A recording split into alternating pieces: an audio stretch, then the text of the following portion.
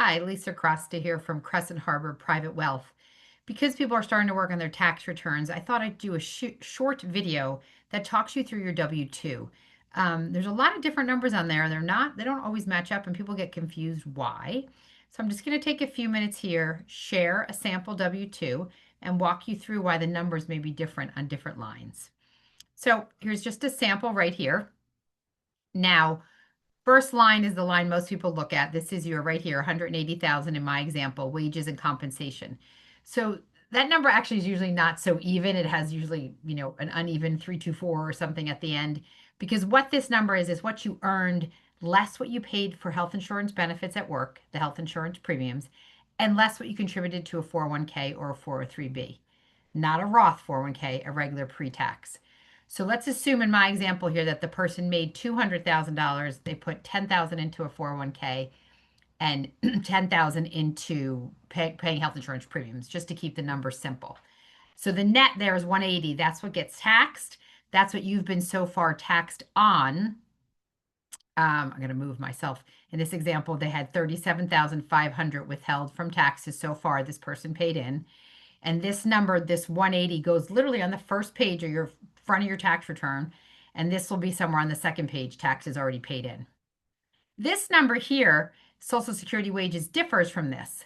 There's a cap on how much of your earnings you have to pay Social Security taxes on. So the cap for 2025 was 176,100. The number next year is over 180. But at that point, you don't pay any more Social Security benefits at 6.2%. So even though this number is higher than here, you're only paying Social Securities up to this amount, and every year that amount changes. So 176,100 times 6.2, that's the Social Security tax, equals how much you paid in Social Security. Now, Medicare wages, you're like, wait, where did 200 come from? Well, that's your full earnings. Forget being able to deduct your health insurance premiums and forget being able to deduct your 401k. That is your gross earnings, which are fully taxed for Medicare wages at 1.5%. So the whole 200 goes here, and this is 1.445% times this number, 200,000. So these are three very different numbers, and usually will be. If you make under 176,000, then these numbers might, well, they may not match if you have a 401k, so I won't even go into that. But I'm just going to repeat. First number is reduced by health insurance premiums and your 401k or 403b pre-tax. The second is capped at whatever the maximum Social Security is. If you didn't reach the max, it's all your earnings, no deduction. Medicare wages are your full earnings, again, no reduction and no cap. And these are the taxes that correspond to these wages. Down here in 12D, I made a note. This is the column, the box where they put how much you put into a pre-tax program. And so in D is for the 401ks or 403bs. And I told you in the example, this person put 10,000 away. So their gross income was reduced by 10,000. I just want to point this out. This is not relevant in every state, but it's relevant in New Jersey and PA.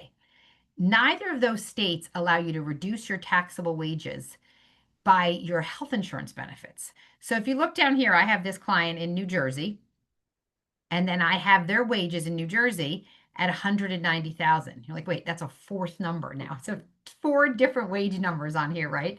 What is that? That is your federal, your full wages reduced by the 10,000 you put into the 401k. But New Jersey does not allow you to reduce this taxable income number by what you paid for health insurance premiums. So this isn't reduced by that extra 10 I told you this person paid in insurance premiums. New Jersey has another way to take some healthcare deductions. It's on their return, and they let you take some deductions. And Pennsylvania does it a similar way. So if you have New Jersey or Pennsylvania, see if you can deduct your premium somewhere on your state tax return, but it won't come off here. And then this is the wages that you've paid in so far to this municipality. And again, in this case, it's New Jersey. So take some time when you do your taxes, or at least to understand how this all works. And that's all I have to share today. I just wanted to point out some unique differences on W-2s. Thanks so much for your time today.